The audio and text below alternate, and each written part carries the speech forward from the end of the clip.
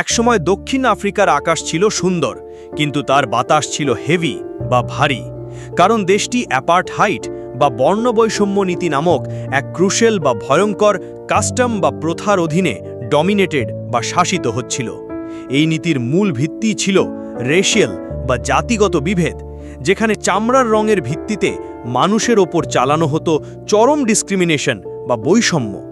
নিগ্রো বা কালো বর্ণের মানুষদের জীবন ছিল যেন অদৃশ্য শ্যাকলস বা শিকল দিয়ে বাঁধা। তাদের কোনো ফ্রিডম বা স্বাধীনতা এবং ফান্ডামেন্টাল রাইটস বা মৌলিক অধিকার ছিল না। কিন্তু এই গভীর অন্ধকারের মধ্যেই জ্বলে উঠেছিল এক হোপ অফ লাইট বা আশার আলো। এক যুবক স্টুড আপ বা রুখে দাঁড়ালেন এই অন্যায়ের বিরুদ্ধে, যিনি এই প্রথাকে ইন্টেন্সলি বা তীব্রভাবে ঘৃণা করতেন। তার পার্সোনালিটি বা ব্যক্তিত্বে ছিল এক অসাধারণ ক্যারিজমা বা ব্যক্তিত্বের জাদুকরী আকর্ষণ ক্ষমতা, যা দিয়ে তিনি লাখো মানুষকে স্বাধীনতার স্বপ্নে ইন্সপায়ার বা অনুপ্রাণিত করতেন। স্বাধীনতার কথা বলার অপরাধে দেশের ডমিনেটার্স বা শাসকেরা তাকে ইমপ্রিজন্ড বা কারারুদ্ধ করে ফেলে। রোবেন নামক একটি ডিজার্টেড আইল্যান্ড বা নির্জন দ্বীপের কারাগারে তাকে দীর্ঘ ২৭ বছর বন্দী করে রাখা হয়।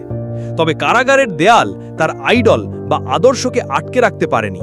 তিনি হয়ে উঠেছিলেন মুক্তির এক জীবন্ত ম্যানিফেস্টেশন বা বহিঃপ্রকাশ। সারা বিশ্ব তার মুক্তির জন্য সোচ্চার হয়েছিল। তিনি যেন নিজেই তার জনগণের মুক্তির তীব্র আকাঙ্ক্ষাকে এমবডি বা মূর্ত করে তুলেছিলেন।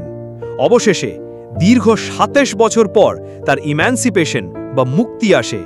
কারাগার থেকে বেরিয়ে তিনি রিট্যালিয়েশন বা প্রতিশোধের পথে হাঁটেননি, বরং তিনি রিকনসিলিয়েশন বা পুনর্মিলনের ডাক দেন। তিনি বিশ্বকে শিখিয়েছিলেন ক্ষমা করতে। তার আহ্বান ছিল অতীতের বিটারনেস বা তিক্ততা ভুলে সাদা কালো সবাই মিলেমিশে এক নতুন দেশ বিল্ড আপ করার। তার এই জেনারোসিটি বা মহানুভবতা আর ফরগিভনেস বা ক্ষমার আদর্শ তাকে শুধু একজন নেতাই নয়, বরং বিশ্বজুড়ে শান্তির এক ইটার্নাল সিম্বল বা অমর প্রতীকে পরিণত করেছে। তিনি নান আদার দেন আর কেউ না, আমাদের সবার প্রিয় নেলসন ম্যান্ডেলা, যাকে তার গোত্রের লোকেরা ডাকত মাদিবা বলে।